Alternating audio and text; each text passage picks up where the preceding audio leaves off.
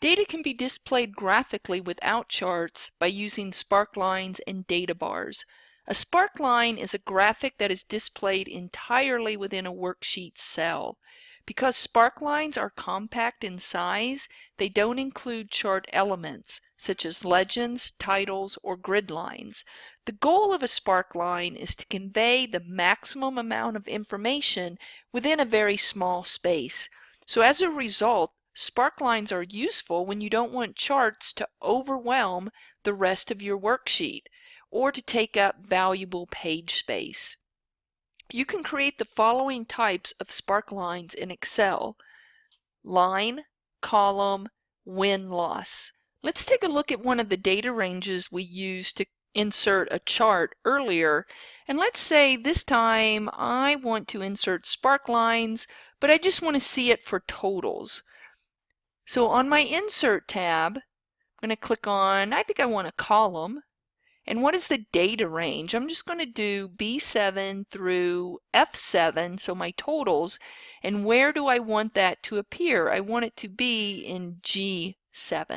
Whoops, let me get rid of that G15. That's where my cursor was. Put that G7 and OK. And there's my sparkline.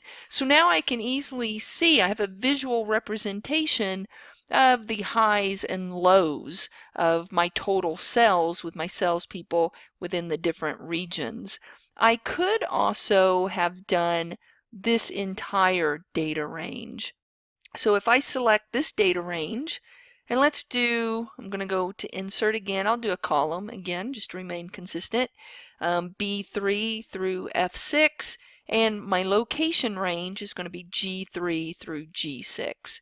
And OK. And so again, I have my graphical representation within a single cell or a range of cells. With the sparkline selected, I can make some modifications. So I do have, when it's selected, I have an additional design tab, and I can change a few things. I can change the sparkline color, I can give it a style, the marker color, add first point, last point, high point, and actually with that color scheme you can't see a whole lot there. And I can change it to a line if I want to see what that looks like, back to a column, or win-loss. So if I had some negative numbers in here, let me just turn one of these negative.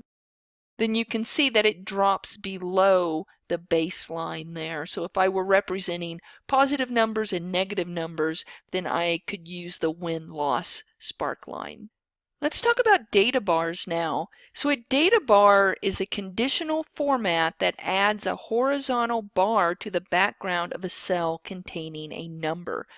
When applied to a range of cells, the data bars have the same appearance as a bar chart, with each cell containing one bar. The length of the data bars are based on the value of each cell in the selected range.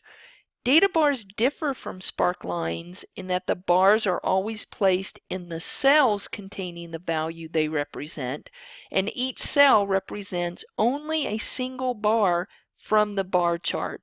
By contrast, a column sparkline can be inserted anywhere within the workbook and can represent data from several rows or columns. However, like sparklines, data bars can be used to create compact graphs that can be easily integrated alongside text and values that are stored in worksheet cells. Let's take a look at adding data bars instead of sparklines. So I'm going to go ahead and clear those sparklines, and I want to add data bars. And again, I'm going to start out with just doing it for the totals, and I'm going to unnegative that. There we go. Select this range. On my Home tab, remember it's a conditional formatting, data bars. And then I can pick any color I want here, kind of like these down here. Let's pick orange. So you can see that it is within the cell itself. It's a background to that cell.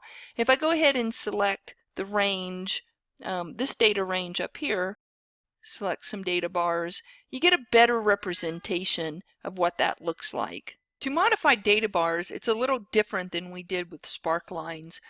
So I want to modify this range here with the blue data bars. I'm going to select that range, come back up to my conditional formatting, manage rules, select the rule that I have because I could potentially have more than one within a workbook or a worksheet. Edit that rule, and then this is where I'm going to make my edits. Now by default it's looking at a minimum and maximum value, but I could change that to a percentage, formula, just different values, and I can also change the colors. Okay, so that is Sparklines and Databars.